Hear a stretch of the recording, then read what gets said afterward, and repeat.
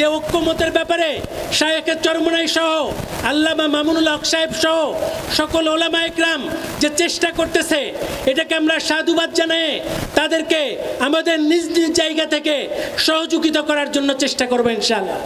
আমার তরুণ ভাইদের, যুবক ভাইদেরকে অনলাইন বা অফলাইনে আমরা কোনো খারাপ কমেন্টস করব না, খারাপ কোনো আলোচনা করব না, বিরূপ কোনো মন্তব্যের ভিতরে আমরা যাব না। আমরা যত ছোট হই না কেন, আমাদের ছোট্ট একটা পরামর্শ আমাদের বড়দের জন্য অনেক বড় প্রয়োজনীয় হতে পারে। এই জন্য আমি সকলকে উদাত্ত আহ্বান জানাবো যে ঐক্যমতের ব্যাপারে শায়েখে চরমনাই সহ আল্লামা মামুনুল হক সাহেব সহ সকল ওলামা ইকরাম যে চেষ্টা করতেছে, এটাকে আমরা সাধুবাদ জানাই। তাদেরকে আমাদের নিজ নিজ জায়গা থেকে সহযোগিতা করার জন্য চেষ্টা করবো ইনশাআল্লাহ।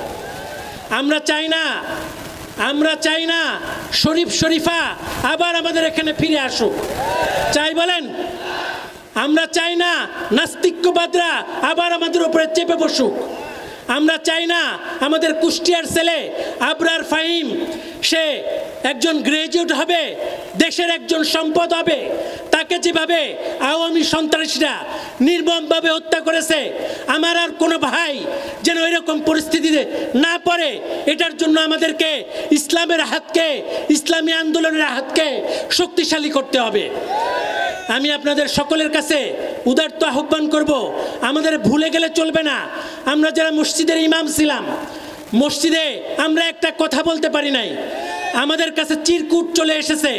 মাদ্রাসায় আমাদের ছেলেদেরকে নিয়ে একটা সেমিনার করতে পারি নাই, একটা মাহফিল করতে পারি নাই।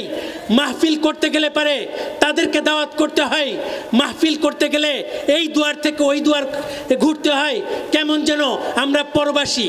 এর থেকে ফিরে আসতে হলে অবশ্যই ইসলামী আন্দোলন সহ ওলামা ইকরাম যারা আছে তাদের হাতকে শক্তিশালী করতে হবে, আমাদেরকে ঐক্যবদ্ধ হতে হবে।